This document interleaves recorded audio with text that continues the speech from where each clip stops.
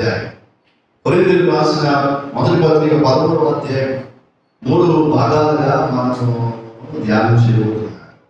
ఈ మొదటి 3 వచనాలు మనం చూసుకున్నప్పుడు పౌలు స్పష్టంగా అంటాడు, ఇక్కడ 5 వరాల గురించి 5 కృపావరాల గురించినటువంటి వివరణ ఇక్కడ అందిస్తున్నాడా? చూడండి, కొరింథీయులకు రాసిన మొదటి పత్రిక 13వ అధ్యాయం.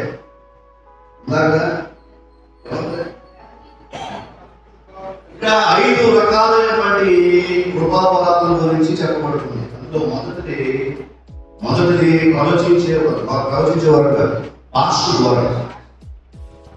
మొదటిది భాషలు, 2 ప్రవచనము, 3 జ్ఞానము, 4 విశ్వాసము, 5 దాతృత్వం. అదే ఈ కృపావరాలను కలిగి ఉన్నా సరే ప్రేమ లేని వారు అయితే ఇవన్నీ శూన్యం. గొప్పగా ప్రవచించేవారు, గొప్పగా భాషలు మాట్లాడే వారు ఉంటే సరిపోదు, తగినంత ప్రేమ జీవితంలో ఉండాలి. లేకపోతే అవి నిష్ప్రయోజనం అనే విషయాన్ని తెలియజేస్తుంది. మొదటి లవ్ ఈజ్ ఎసెన్షియల్. మొదటి 2 వచనాల ప్రకారం లవ్ ఈజ్ ఎసెన్షియల్. ప్రేమ అనేది ప్రాముఖ్యమైనది. నీవు మంచిగా భాషలు మాట్లాడే వరం కలిగి ఉండేటి, ప్రవచనాలు చెప్పగలిగే వరాన్ని కలిగి ఉండేటి, దేవుని వాక్యాన్ని గురించి జ్ఞానాన్ని కలిగి ఉండేటి, విశ్వాసం కలిగి ఉండేటి, ఇతరులకు నువ్వు సహాయపడగలిగే మంచి వ్యక్తిగా లోకంలో సాక్ష్యం సంపాదించుండేటి. వీటన్నిటి ప్రాముఖ్యమైనది ప్రేమ. ప్రేమ ఉంటేనే మిగిలినవన్నీ కూడా సార్థకంగా ఉండడానికి అవకాశం.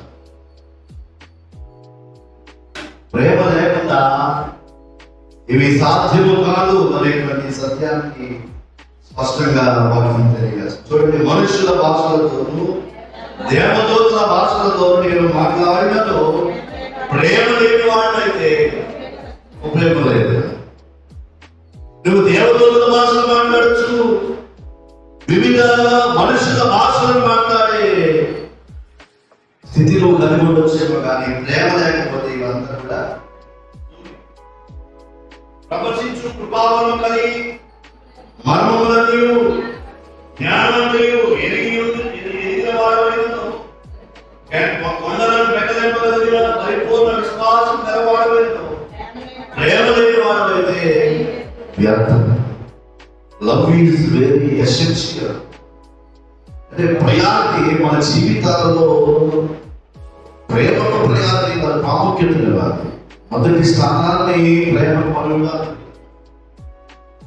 నువ్వు బాగా వాక్యం చెప్పగలిగితే ఏంటి, నువ్వు బాగా మాట్లాడగలిగితే, బాగా ప్రార్థన చేయగలిగితే, బాగా పాడగలిగితే ప్రయోజనం. నీలో తగినంత ప్రేమ లేకపోతే ఇవన్నీ ఎంత నిష్ప్రయోజనం. So love is very essential. ఒక విశ్వాస జీవితంలో విశ్వాసం అనేది ఎంత ప్రాముఖ్యమో, ప్రేమ కలిగినటువంటి జీవితం కలిగి ఉండడం కూడా అంతే అవసరం. ఏ సందర్భంలోనైనా, ఏ స్థితిగతుల్లోనైనా, కాలాలు మారినా, స్థితిగతులు మారినా, నీ యొక్క ప్రేమ జీవితంలో ఎంత మాత్రం కూడా నువ్వు మార్పు పొందుకోకూడదు. నీ ప్రేమను నువ్వు ఎంత మాత్రం కూడా విడిచిపెట్టడానికి వీలేదు. కొంతమంది ఉంటారు కదా, కొంతమందిని వాళ్ళ డైరీలో రాసుకుంటారు. ఏమని రాసుకుంటారు? అలాంటి వ్యక్తిని జీవితంలో క్షమించకూడదు.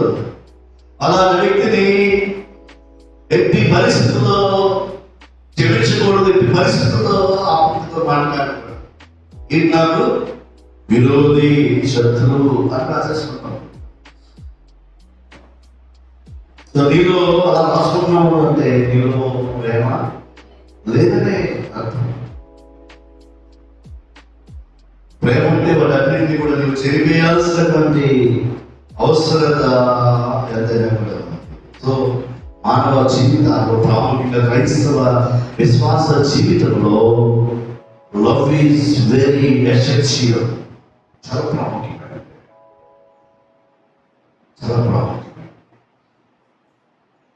నీ ప్రేమ జీవితంలో ఇలాంటి ప్రాముఖ్యత కలిగిన ప్రేమను నీ జీవితంలో కలిగి ఉన్నావా?